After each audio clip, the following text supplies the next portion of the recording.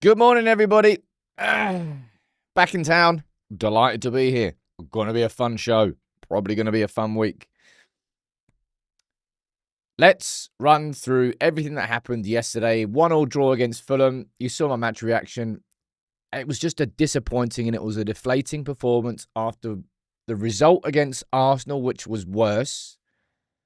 But the performance deserved far more than it got. That game there against Fulham yesterday, I think a draw was a pretty damn fair reflection of the game. United, look, we're going to run through everything from that match. We're going to speak about Bruno. We're going to speak about Mainoo. We're going to speak about Amorim's post-match comments. We'll also speak about the last week of the transfer window. Senne Lammens. What about Højlund and Napoli, Garnacho and Chelsea, Anthony and Real Betis? I'll cover all of that later. And of course, we've got Grimsby on Wednesday in the League Cup. Rotation required. It should be a fun show today. I don't think there's going to be too much overreaction. Wah, wah, wah, wah. It's totally fine to call that a deflating and disappointing performance yesterday. I had people all up in my comments now. Let me see who's here from the mods and the member gang, and I know what's going to happen. It's going to be spicy. But just try and, I suppose, put in... Just don't shout at me. Right. Let's see. Carl, good morning to you.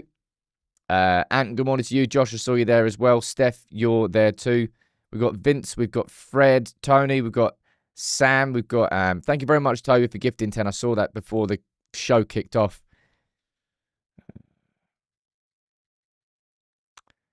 It's kind of how I feel, right? Let's go straight into it. Let's waste absolutely no time.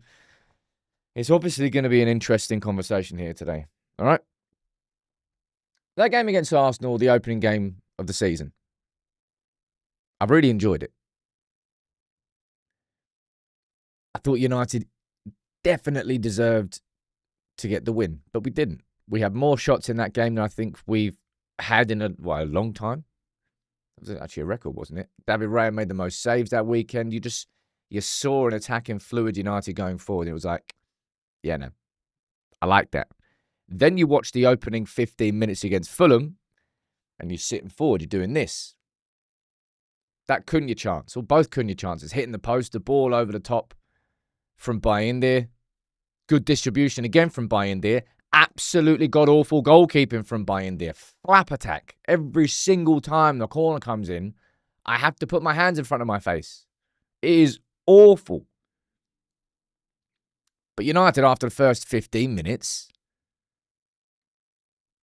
let me know what you think in the comments, right? Obviously, it was the penalty which I think ultimately shifted the momentum. But what's your feelings, all right? Ethan, you're saying we look rattled. We always crumble the moment something bad happens. See, I disagree on that. Look what happened last week against Arsenal. This is a really annoying thing. The only thing I want from this bloody United team is consistency. Consistency of performances between games. You're playing once a week. Well, that'll help United physically. Sure, well, the physical wasn't the issue. And then we went 1-0 down against Arsenal last week. Did we crumble as a consequence of that really annoying goal we conceded? No, we didn't. If anything, it went the other way round. And United got better and better and got more of a grip on the game. But away at Fulham, what we saw that was last week that was positive in the team, in the mentality, the total opposite happened. Right? Let me see what you're saying down here in the chat. Ah, man. Hello, good morning to you, Dean, man. I do have to say, like, I wish United had the consistency of this community. We've all been here through these last few years, and it's been pretty crap as a United fan. Right? We faced it when we were younger. So, balances out and all that. But thank you very much, dude, for gifting 15. Thank you to everybody. We did the big survey last week. We're going to take the results from that and start implementing some changes. Hopefully, going to be bringing something new to the community on YouTube today, and I'll explain that to you in a little community post. Nikki, you're saying, I think consistency is the big challenge this season. Oda saying, I don't think a moment should startle our tactics. We've got no legs in midfield. That's our major problem, says Chris. But Chris, that is something that we knew this season. And you know what? That's going to be my my big takeaway from that game yesterday was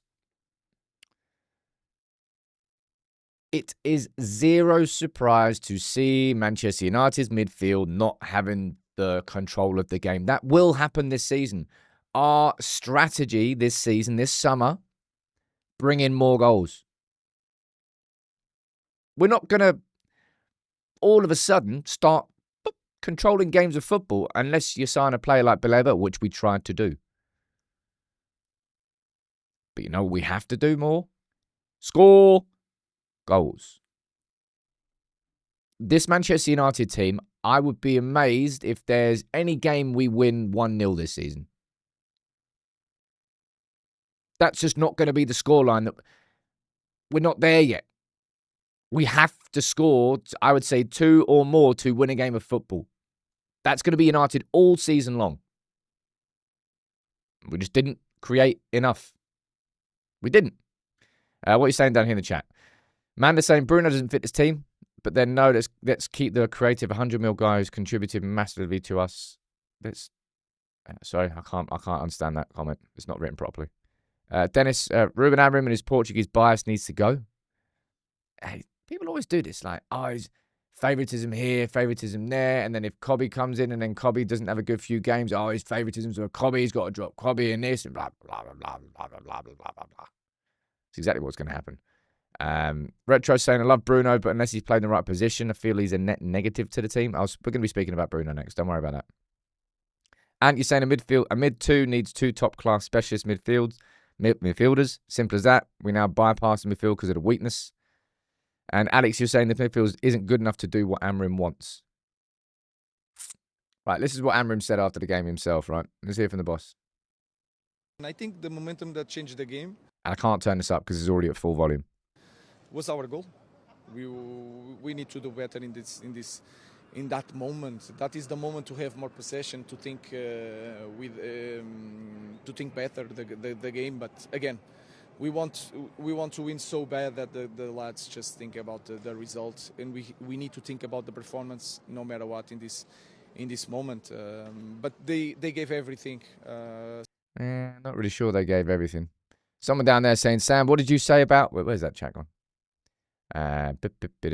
What did you say about our midfield being a pleasant surprise this season? I just said that there was more chance of being pleasantly surprised this season than there was about being pleasantly surprised by our goalkeepers. I stand by that. Right? I watched that game. Ball binders and goal again. Okay, let me just wait for the corners to come in. Oh, okay. Every single corner came in. Flap. Miss. Flap. Miss. Chance. Fulham should have scored from a corner.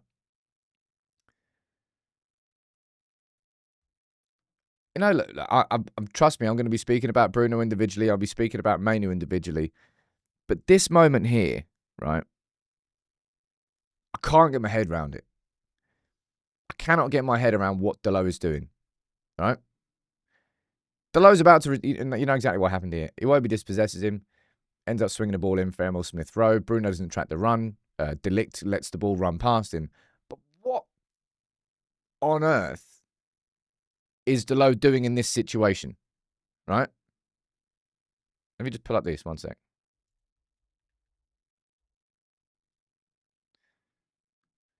Dalot's about to receive the ball here. Right? You've got Iwobi pressing down on him. All the time in the world to just drop it there. Look at all the space that Bruno's got in front of him there. All the space in the world. But instead of doing that, he tries to do some ridiculously difficult turn, taking on his right foot, turning his body at the same time and trying to almost do a drag back whilst turning. Now, you're an idiot, man. The lack of awareness there in terms of your positioning and in terms of when to take risks is unreal. So unnecessary. And it's kind of what Bruno Fernandes does in his own half as well. It's why I don't like Bruno Fernandes deeper. Taking unnecessary risks. That right there is just ridiculous. Now, Amorim speaking after the game, he was saying this. And I want you to let me know what you think in the chat about what you feel Amorim can tweak, or what you feel Amorim should be tweaking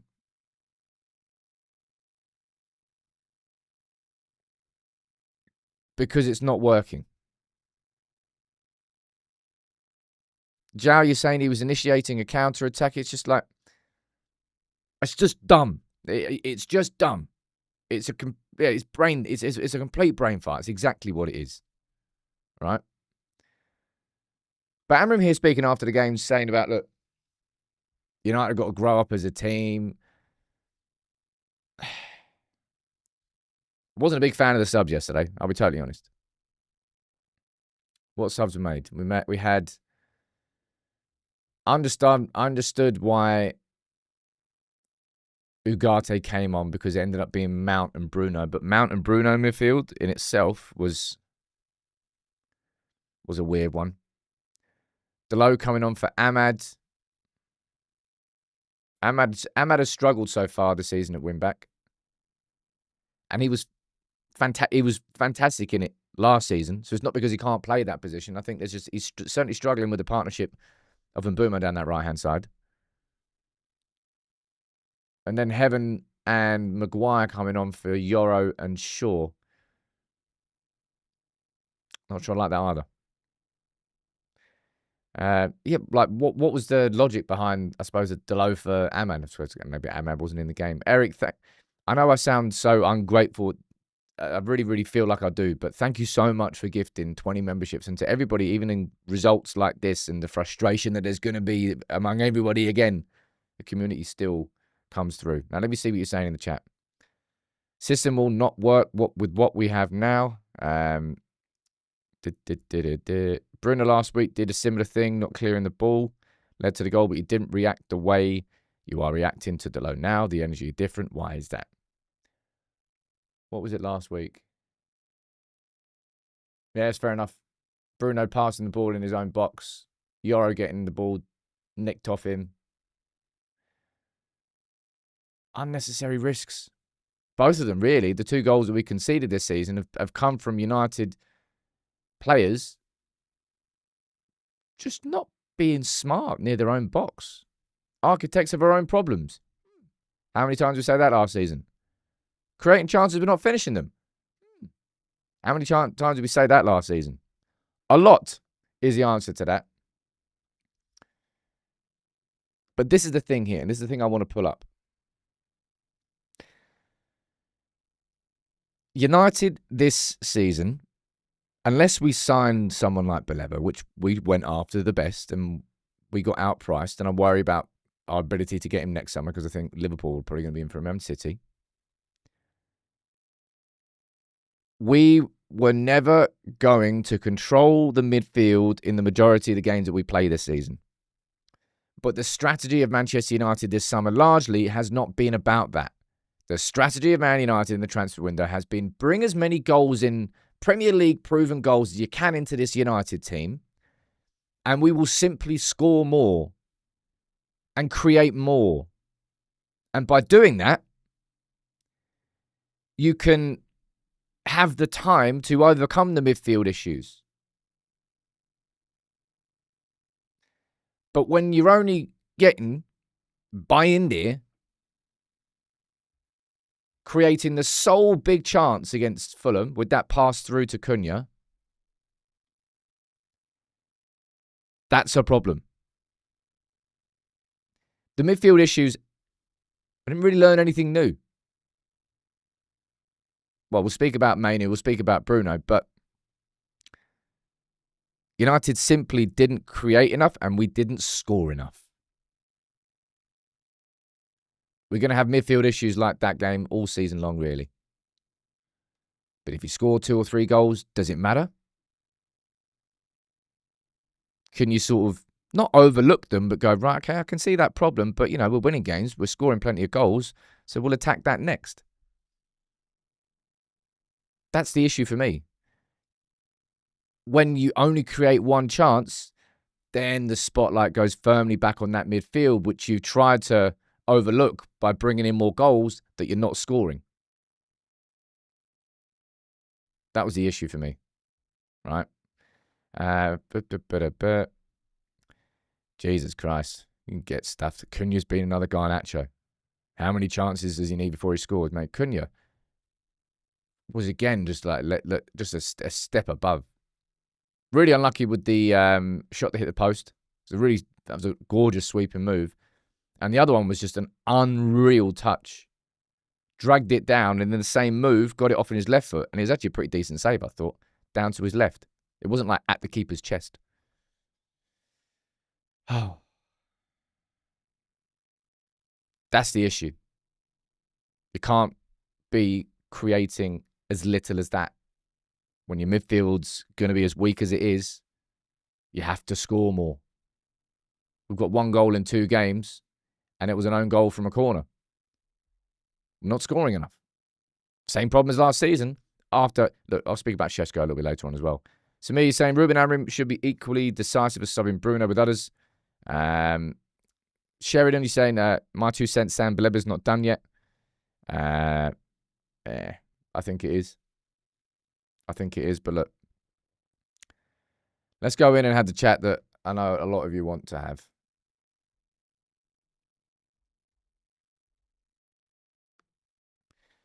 Bruno. All right. Let me know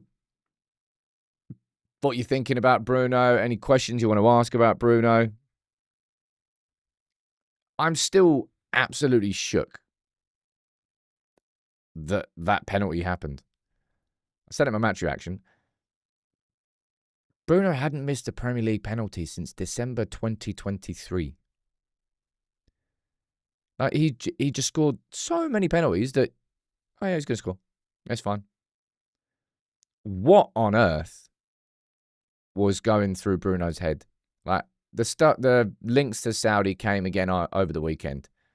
You got Mark Critchley from The Athletic saying that, as it stands, sources are saying there's nothing in it.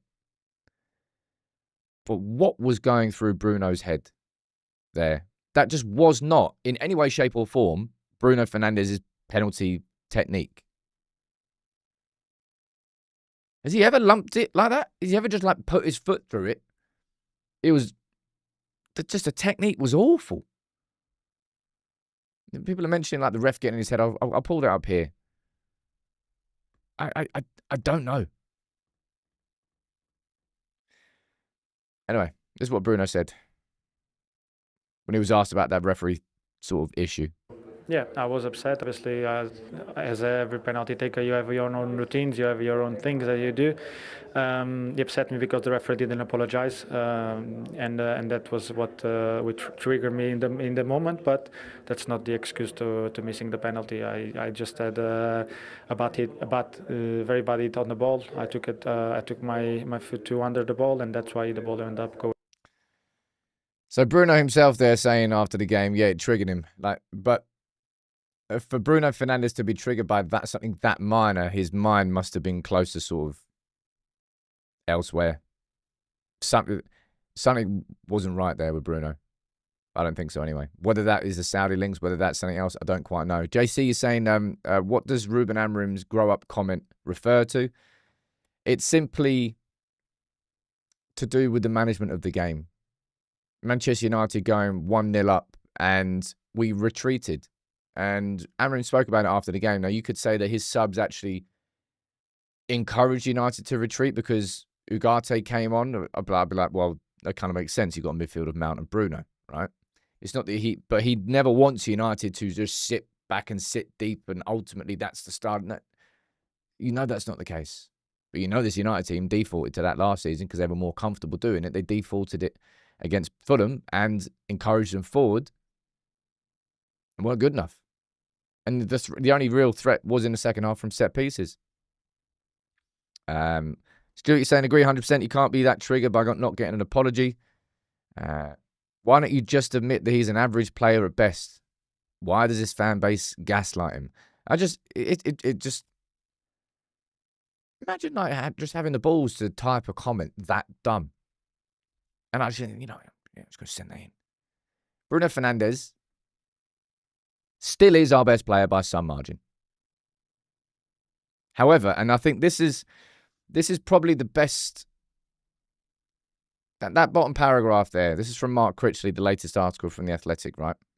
He was speaking about the Saudi links, saying, look, sources in Saudi Arabia are equally skeptical that they have any substance. But look, this bit down here. Fernandes made his decision to stay at Old Trafford at the very start of his transfer window, and there's no reason to believe he will not end it as a United player. In which case, United need to devise a way to accentuate his many strengths and mask his few weaknesses. And that right there is exactly what it is with Bruno. It's exactly what it is. He's got so many damn world-class characteristics. But if you put the bloke in a midfield too, where ground coverage is probably like I'd probably say it is the fundamental, isn't it? You're going to accentuate his weaknesses and mask his strengths. It's a classic case of, geez, you want to go back to England back in the day when you had Lampard, you had Scholes, and you had Gerrard, and you're like, well, how do you get them all? I don't know, put Scholes on the left wing. Oh, no. You don't get the most out of Paul Scholes because you're just trying to fit too many good players into a starting 11 rather than playing your best team. That's what playing Bruno in a midfield 2 does to him. And Ruben Amorim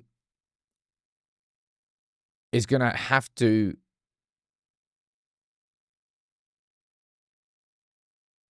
I'm not saying drop Bruno Fernandes, but Bruno can't be exempt from being substituted, all right? There can't be any golden tickets in this United team, even if you are captain. There will be games, there will be moments where he should be taken off. I think yesterday was one of them. But, Bruno Fernandes kind of chose this season. He knew that we were going after Cunha. He knew that we were going after Mbeumo. He knew that Manchester United was signing attacking midfielders and you're actually taking probably your best player, no, definitely your best player, away from his best position. Like, I don't know, I'm sure Cunha would probably do a pretty damn decent job if he played defensive midfield, but you'd be taken away from him. I thought that's the best line there. Don't put him in a place where you're going to get him taking those unnecessary risks towards the edge of his own box. And that's on Ruben. Now, the midfield 2 is, well, it has its flaws. Let's be honest. I've seen loads of people speaking about this. I'll speak about Cobby next, by the way. I've seen loads of people speaking about this. Basically saying United play with that 5 at the back. If you don't squeeze them, you don't press them, you're not going to then leave spaces that they can then play in behind. And then you're fine, because then you put Iwobi, you create a midfield overload, and then you go forward.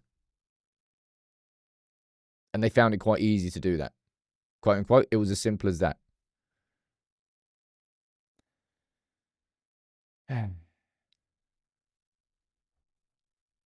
There's lots of people that will call for the 4-3-3. There's lots of people that will call for tactic. It's not going to happen. It's not going to happen. Like, you can scream and shout it if you want, but managers don't just change their whole tactical approach. You might say also, the best managers in the world, they chop and change and they have flexibility.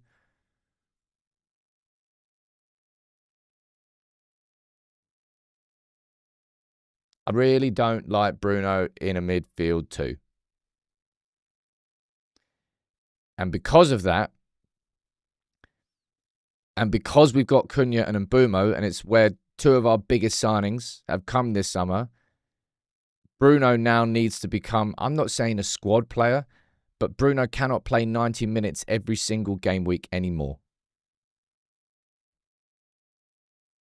And I think that's something that Ruben Amorim is going to have to do. He's going to have to manage that. It's going to be difficult. Bruno Fernandes will probably get a little bit annoyed because his fitness record is ridiculous. Let me see what you're saying here in the chat. Yeah, if it was as simple as that, why didn't they beat us, Rob? It's kind of exactly what I thought. Ugarte, Mainoo in midfield for Grimsby. Well, Cobby's definitely going to start against Grimsby. I'll speak about Cobby next. Joanna, you're saying I feel like Bruno's a problem similar to Rashford. Team is built around them, but they are making too many small mistakes and uneven performances. They are just not top. I find it staggering that there are some United fans that genuinely have the chest and the argument to argue that Bruno Fernandes is not a top player. Like, are you loopy, man? Really, are you loopy? But if you play him in the midfield too, you play him alongside Casemiro, you might accentuate his weaknesses. Yep, that's 2 games in a row. And that's what I mean with Ruben. He's going to have to manage that. There will be games this season, I think, now where you'll be seeing Cunha and Mbeumo start up front. There's going to be games this season where you might see Mbeumo start on the bench. I think he's had a bit of a slow start to his United career. But that's fine. We've actually got some strength in depth.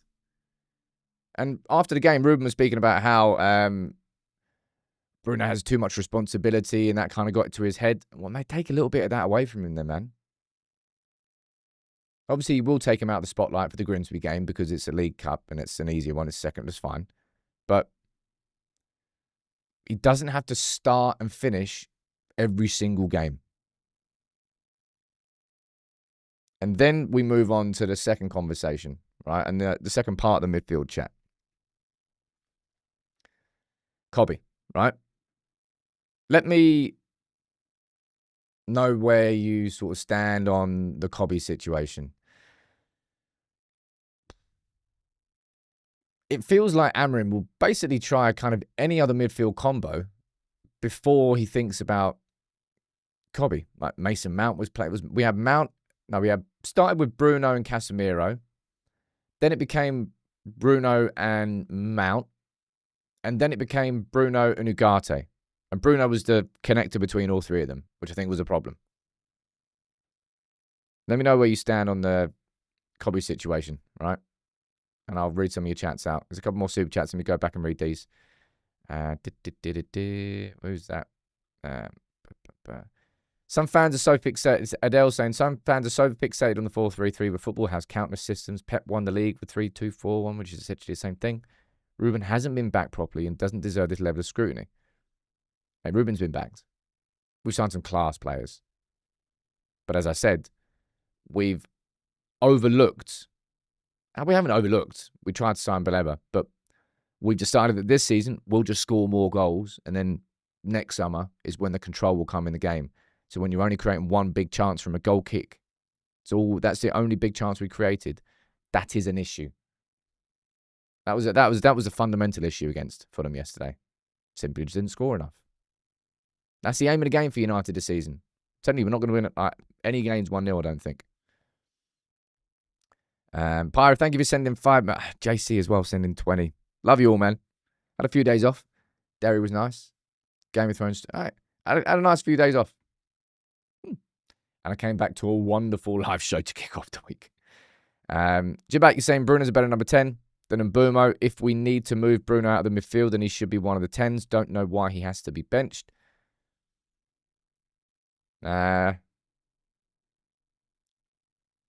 Bruno's not been good these first 2 games at all. As was pointed out, I was probably a little bit lenient on Bruno in that first game because I thought we actually overall played so much better as a team in performances like this where you're not creating as much. I think those issues like that problem with Dalot trying to turn towards his own box, losing it to Iwobi kind of stand out a bit more to me. What else are you saying down here? Andy's saying Cobby's got the techers but doesn't have the engine or the tactical awareness. He's a 10 in this system, so won't play. Well, Ruben was speaking about him after the game, and I think this is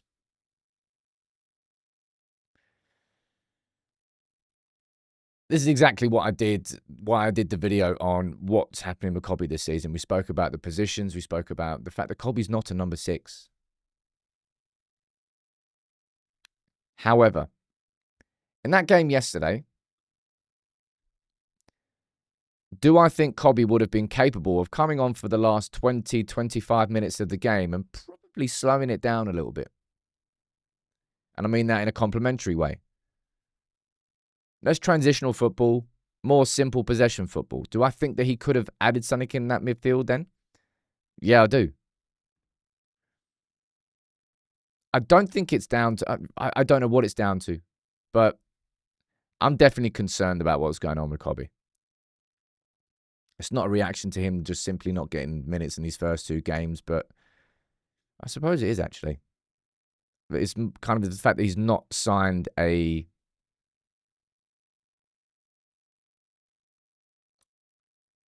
He's not signed a contract. There's not really been anything going on about that. I think Amorim was asked about it after the game, and he sort of deflected and just said, look, Jason Wilcock's sorting out. I'm not doing that. But Kobbie's had no minutes in a start to the season where our midfield is again just been really, really poor. And it's because it feels like Bruno is undroppable. Because last season, who did Ruben Amorim feel that he could trust overall? I'm not sure there's going to be anyone he felt like he could trust more than Bruno. It's such a tricky situation, man. It's a tough one to manage. Rex is saying, Man United seem to be making the same mistake, shoving good players out of position. Casemiro, Bruno, Ahmad, Kobbie and Xerxes. I wonder what's going to be going on with Ahmad. I still feel that he absolutely can work in this wing-back system as a wing-back, but United just got to create more. We've got to have more. We've got to have the ball more in the final third so that Ahmad can just keep going and going and going. When you're not creating enough and you're not getting the ball to him enough, then he's just going to get isolated. Which is kind of exactly what's happened so far. Volpez is saying Ruben obviously doesn't trust him. Is it a trust issue? I wouldn't say... I don't feel like it's a trust issue. I think it's the fact that he trusts Bruno so much issue. And he feels like in every situation of a game where you're 1-0 up and you're chasing, maybe not chasing the second, but you think you want to get the second goal, I'll keep Bruno on because he'll probably get that pass. When you're 1-0 down and you're chasing the game, well, you're definitely going to keep Bruno on because he's definitely going to create those chances. Or if that, it seems like in every game situation, Amorim trusts that Bruno is more likely to get him what he wants than Kobbie. So I don't think it's the fact that he doesn't trust Kobbie. I think it's just the fact that he's putting so much faith in Bruno. And I think too much. And I think probably a little bit too much responsibility. We've actually got some strength in depth now. And shoehorning Bruno into a midfield too might be your best 11 on paper. But I don't think it's making the best team. And then I go, well, what the hell's going to happen then in midfield? Well, you play Casemiro alongside Mainoo, then you're still going to have the same issues out of possession. Every midfield's a compromise. Would you play a match with Bruno on the bench? I don't know whether I wouldn't be calling for Bruno to just be dropped straight up. But Bruno has to come off now in games. Don't just keep Bruno on for the sake of keeping Bruno on in ways that we would before. We've actually got some strength and quality. We've got Cunha, we've got Mbeumo, we've got Mount, we've got other number 10s and other creative players who don't all have to just point towards Bruno all the time. And yeah, I think Ruben's got a responsibility to reduce his responsibility. Dennis is saying, why sub Ahmad with Delo? Does that make sense? No, not really. We simply struggle to play through the middle. It's been that case for a long time. But apparently I missed Super Chat up here. Pyro saying, I miss Mazraoui. What's going on with him? I really don't. I'm going to keep reading him. Reading out your chat. TC saying, I don't see how Ugarte keeps coming on. Don't rate him in his rash, aggressive, late decision-making. Bloody hell, that pass from Ugarte. No wonder he's like volleyed it on the edge of his own box. I think it was Mbeumo nearly went through on it. I don't want to see Ruben Amorim cast his best player and the club captain to the shadows because he had a crap performance against Fulham. But I do now think that Manchester United don't have to be solely reliant on the creativity of Bruno Fernandes to bring us goals, games, and results. Last season, we did. Last couple of seasons, we have. Like, if you take Bruno out of the team, you go, where the hell was the chance coming from? That's not the case anymore. And I just think it will be even. The problem won't go away for Ruben this season if he just keeps giving Bruno 90 minutes in every single game. That's where I stand on it. I think the Grimsby one's easy, right? Cobby starts. Probably is Cobby and Ugarte, isn't it? I don't imagine United play better. But that's against Grimsby. Then it's Burnley at home. Score 3 goals every game. Take Bruno off. That'd be nice if we score 3 goals every game.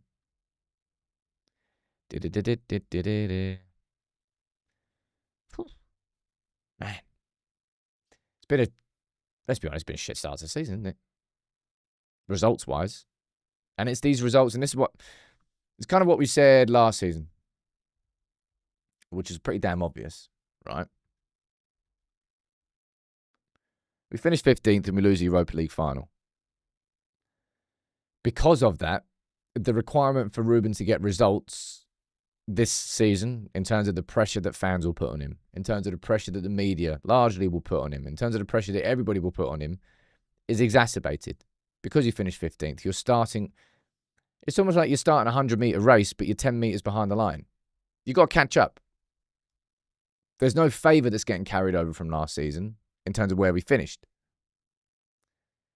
And United spent £200 million this summer to be significantly better in attack. And we created one big chance against Fulham. Therefore, we're not doing enough. Is that down to tweaking? Is that down to dropping Bruno and putting someone in midfield? I don't think necessarily we're going to see Bruno dropped. Is it down to one individual personnel that could be chopped or changed and, everything's better? I don't particularly think so. Is it down to someone down there again saying Ruben needs to change the formation? Like, it doesn't matter how many times you scream it. It's not happening. Right? Ruben is confident in his system. And it's his system.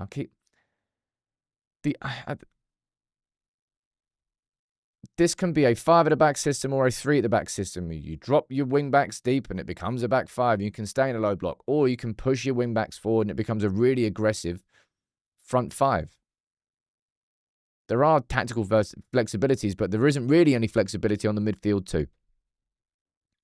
And I think that's where I think Ruben could get some form of a tweak to somehow bring an extra body in there that might give us that ability to play through the middle a little bit more. Mate, you're getting the timeout. I've had enough of you, didn't. See ya.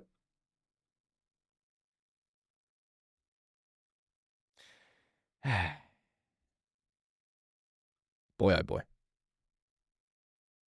United fan base is always a bit fun, isn't it? Really is.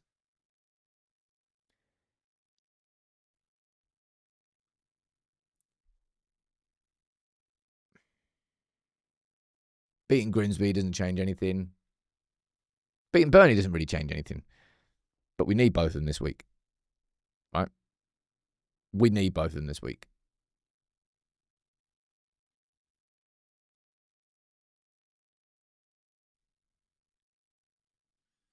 You cannot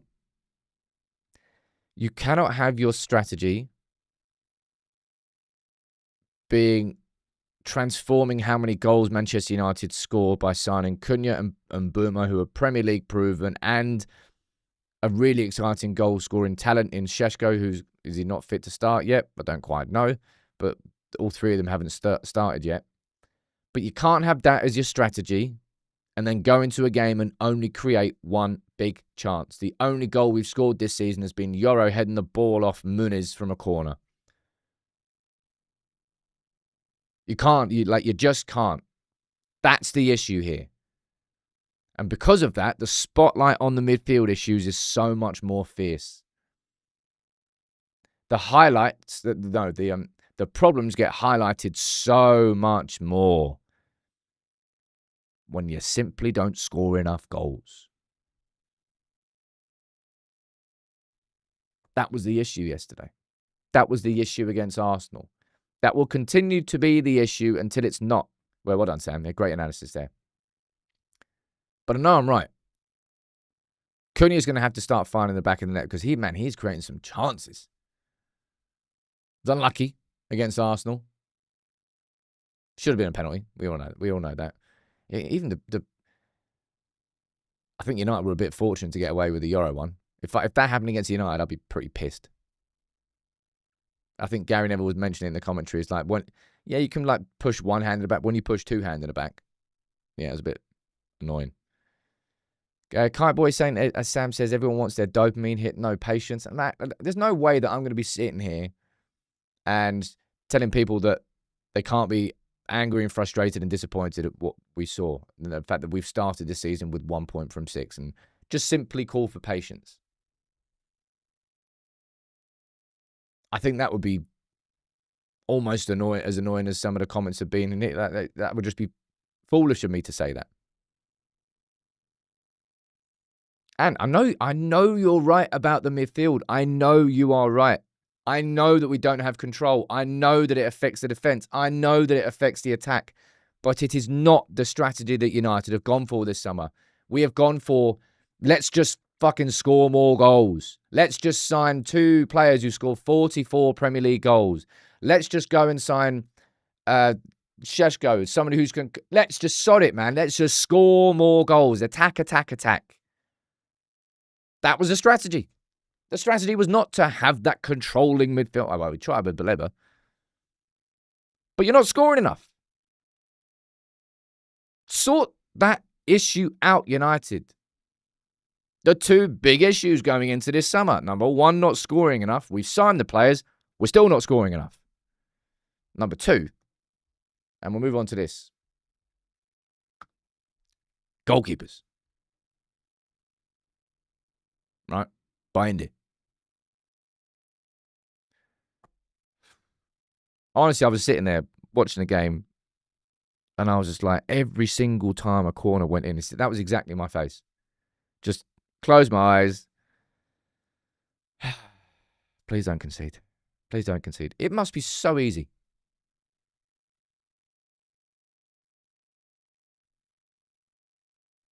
So easy to prep playing Man United from corners and set pieces. Drop the ball on the goalkeeper. You'll probably score. Don't really not understand why we're not protecting Binder a little bit more. Like stopping others from running into him. Is that the zonal marking thing? I don't really know. Again, and it doesn't matter. It doesn't matter. Other than the corners, Binder was good. It doesn't matter. I don't care how many passes he puts through to Cunha or anything like that.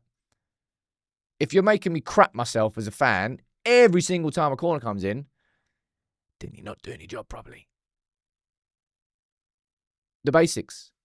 It's the same as I don't know, like being a midfielder. Like, sure, you got an assist, or yeah, well done, but then you lose the ball 7 out of 10 times you pass it to someone. Doesn't matter the fact you scored a goal if you can't do the basics right. Binder cannot be our goalkeeper. Oh, no, I'll tell you what. Then that's an interesting point, sort of conversation to have after that game. Onana had a full week of training. So before the Arsenal game, it was kind of obvious that he wasn't going to get in the starting 11, wasn't it? He hadn't trained, he hadn't played at all. I think he trained like twice. But that game there against Fulham, he had a full week training and he still didn't play. Onana's getting phased out, which is the right thing to do. As is Senne and a goalkeeper. So we spoke about Lammens 3 months ago. I covered that in the video I did out in Ireland. We covered Lucas Chevalier. We covered him. We covered John Garcia. And Senne Lammens was one of the goalkeepers on our list. Now, he got left out of Antwerp's team at the weekend. Well, starting 11. He's agreed personal terms with United. We're going to be agreeing on a fee. I think they want in the region of 22 million euros, but United, no, 22 million pounds? Don't know. Either way, we're a few million short in the valuation. But I think United will be going in and signing this lad. You know what I feel frustrated about now and this is kind of the frustrations that you get with signing players after the season started. If he does come in, there'll be an expectation that he comes in and becomes United's number one straight away, gets the opportunity and is immediately great, and he immediately doesn't make any mistakes. Now, you'll watch when the profile video comes out that probably commanding his area and commanding from crosses, I wouldn't say is the strongest part of his game so far. So you're not signing a goalkeeper here who's a ready-made number one. You're signing a goalkeeper that you've looked at all the data, you looked at everything, you've done the eye test, and you go, okay, well, he's got a good set of fundamentals, this lad. Could grow into a really good goalkeeper. We should probably bring him in to be competition for that number one spot. But right now, we're desperate for a new number one.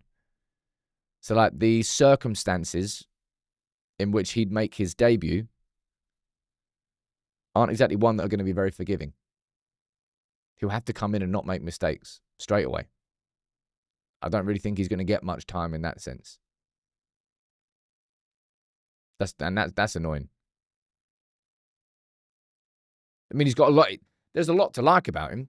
I'm not sitting here writing off a bloody signing before we've even made it. It's not what I'm saying at all. But it's just that we're bringing him in as competition for the number one spot rather than, say, Donnarumma. If hypothetically we had signed Donnarumma, you'd be signing a new number one, and you go straight in, and the expectation is he's going to be a number one straight away. Let me see what else you're saying down here.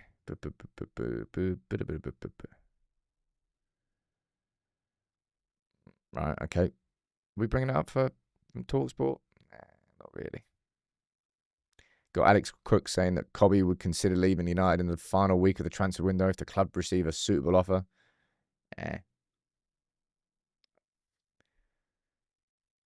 I do think that I'm not sitting here saying that I think that Cobby's head is turned, but I think it would be foolish if Cobby and his representatives, his family, weren't sitting there going, yeah, what's the pathway looking like now? It's partly why he's probably not signed a new deal. Is it because of the terms he's demanding? We don't know that. Remember all the stories we saw last summer about how much he was asking for? None of that's been corroborated or verified. But he hasn't signed that new deal. And he hasn't played a minute this season. So he's going to have to consider his options. He won't just blindly be saying, nah, I'm not going to do or listen or look at anything. I just want to stay. I mean, I suppose he could, but I think that would be kind of foolish from him. Right. Dean saying, how's the rehab going? I'll tell you what, from the 1st of September, I'm getting another new PT, and I'm going really, really hard for about 4 months. I'm going to be probably training 3-4 times a week. Probably getting a couple of sports massages every single week. Starting to do some flexibility and mobility stuff. And I'm also really going to dial in on the food and probably drink significantly less. And I think I might just stick to only drinking gin. I've decided that. But it's now or never, because you know what I really want to do? I really want to do live shows. I really want to come to meet you all, but I'm not confident right now. I'm just telling you this. It's just the truth. In my own legs. That's the thing that's probably the worst thing that's happened post this surgery. I've lost sort of confidence in myself. Just as a consequence of the surgeon absolutely ballsing up what he was not supposed to balls up.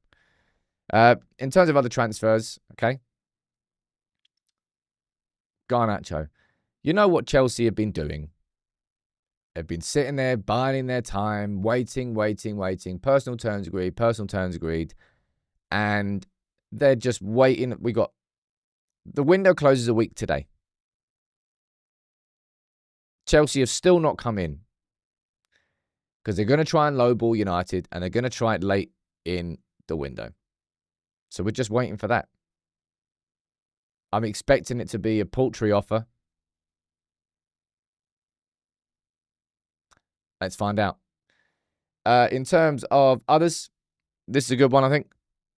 Say Napoli are advancing in talks to sign Højlund. Positive talks today. And man, what an awesome move that would be for Højlund. What an awesome move. I mean, you kind of saw what happened to McTominay. He's flipped his life upside down. Really delighted for him.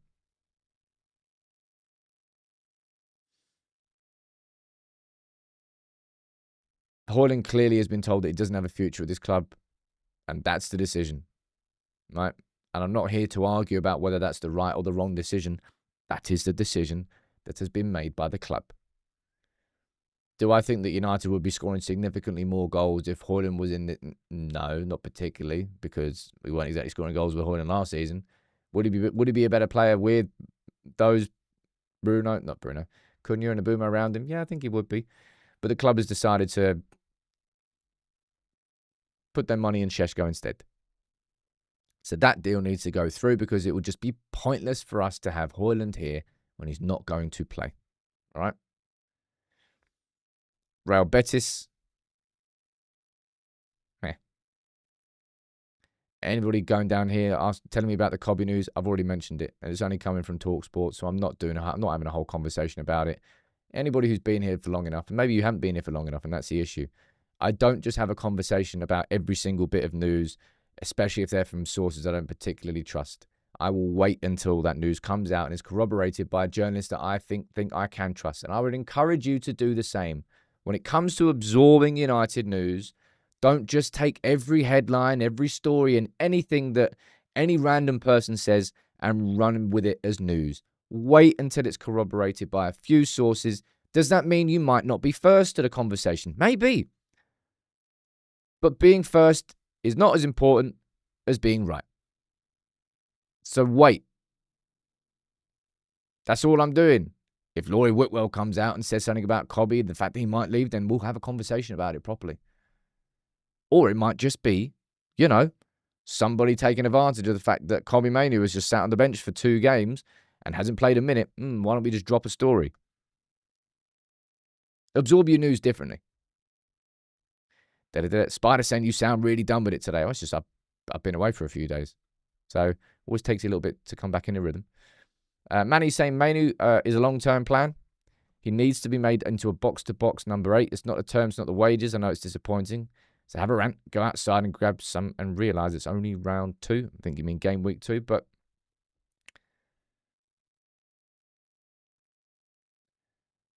I know exactly what the United fan base would do with Kobe. If he came in, let's say Bruno Fernandes gets dropped. If Kobe comes in and makes a couple of mistakes, let me twist that knife immediately into Kobe. And goddamn no you would. There wouldn't be any sort of, let's just let Kobe grow and develop. Nah, if Kobe didn't come in and was immediately the best, there will be players then saying, Kobe's not good enough. Don't give him a new contract. Move him on. Get rid of him. Go and sign Baleba. Go and sign Camavinga. Bring them in. It's exactly what so many United fans would do. And you know it. But yeah, Real Betis and Antony, they're going to do the same thing as Chelsea. Waiting. Coming in, going to lowball us. United have got to stand firm on this. United have to figure out how they can isolate these players without breaching their rights as footballers. If both of them stay. I don't want any compromise on the structure of these deals because United cannot get rid of this moniker of being a pushover in the market unless you make some examples. And yeah, let me pull a photo of this up here. And we can have another little chat for a minute or two before we wrap the show up. Isn't it funny? And you know what? I think this is a really good point to end on. Well, I say really good. Makes sense in my head. We played Arsenal, right? We lost. You go and show me how many angry United fans there were after that loss. It goes to show you that results aren't really what matters most to United fans. Now, results are what happens most. The media simply looks at points. Did you win? Fine. All right, okay, we'll move on. That's not what United fans, I think, want this season. Judging by the reaction to the 2 games we just had, we had a better performance but a worse result against Arsenal, and a worse performance but a better result against Fulham. And you go and show me how the reaction to those 2 games have gone. Now, you might say, well, hold on, Sam, you're playing Fulham here, you're playing Arsenal, etc. And I can understand that to a little bit. But the performances are everything this season. Now, the results have to come as a consequence of the performances. You can't just go and do that against you can't just go and play how we played against Arsenal all season long and then lose every game and every United fan's going to be happy. Because that's not going to be the case. But when you play like you did against Arsenal, there will be a lot more forgiving. As was pointed out earlier, I think that's correct. I was a lot more forgiving of the fact that Bruno's pass ended up leading to the goal that Calafiori scored from, with that corner, because of how United played overall. There wasn't so much of a spotlight on the negatives. There was after that game against Fulham. One big chance created. We're not going to have control in the midfield where you're playing Bruno every single week. And this is going to be on Ruben Amorim. Last season, you really couldn't see a United team taking Bruno out of it. We were still crap with him. We finished 15th. But you just couldn't see how taking Bruno out would make United a better team, because it wouldn't have done. This season, Bruno Fernandes has to be not droppable, but Ruben has to be able to take him off in some games. If Kobe and Bruno are competing for the same spot, then there has to be competition, right? Competition doesn't exist if Bruno plays 90 minutes every single week and Ruben just won't take him off no matter what he does. That's not competition. That is a closed market. That's a monopolization of that role. So if you're going to keep Kobe happy and you're going to tell him, to quote Amorim himself here, that he's fighting for that position with Bruno, then let him fight for that position with Bruno. Let them actually have competitions with himself. And you never know, by the way. You might then get an improvement and a change in Bruno. Right now, Bruno knows. I know he would never say that. But Bruno knows he's going to start every week. If you're going to create competition, then create competition. Now, we'll see that against Grimsby, but that's Grimsby. It's not a Premier League game. Bruno has to be as droppable as any other player in this team. We finished 15th last season. There is not one player in that team I think should be exempt from being dropped. Not being dropped, but being subbed in a game. And if Amorim doesn't have that policy with Bruno, then why would Kobe trust that there's any competition? Because I'm never going to get in the team. And maybe his head would be turned. Should just stayed in Derry, really. Very, very frustrating result yesterday. Performances are my measure of success this season. It's really not silverware. Don't care about the winning the League Cup. Don't care about winning the FA Cup. That changes absolutely sweet FA for me. You know what I want this season. It's the consistency. It's, can we do what we did against Arsenal? Can we do it against Fulham? No. When you play Arsenal, and United will probably play better in the bigger games. Because you go up against teams that come out and try and play United. They press United, leave spaces. But as soon as you go against a team that, to quote Marco Silva there, just knew that you just didn't press the back five, just let them come to you. You'd then create an overloaded midfield. It's quite easy to go past. Bigger teams, fans won't let them do that against United. They have to take it to United. They have to beat United. That's not how most teams are going to play against us in the league. Right. Who's that? Last little super chat and then I'll wrap this one up. Man is saying, it's true, a message must be sent to the entire squad. I'd start Kobe this week and bring Bruno on in the second half.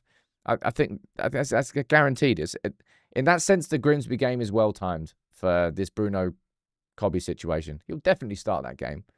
How will he play? Will he play as a more aggressive number 8? I think he should. That was frustrating. And the positives of Arsenal kind of got drowned by the negatives. That's a bit extreme. But they've now been overshadowed by the negatives of that game. We have to score more. We spent loads of money this summer on overhauling our attack, and we've had 2 games this season, and we've only scored from a deflected corner. That's the big issue. We're always going to have midfield issues until we sign a midfielder like Bileba. And other issues we spoke about, Bruno. Right. Thank you all for tuning in. I'll get the lunchtime video out today. But there are definitely more conversations. I'll do what we learned from the game against Fulham. And I'll be here tomorrow. And it's the last week in the transfer window. And I do expect United to be busy. So we might get Here We Go today on Senne Lammens. Don't know.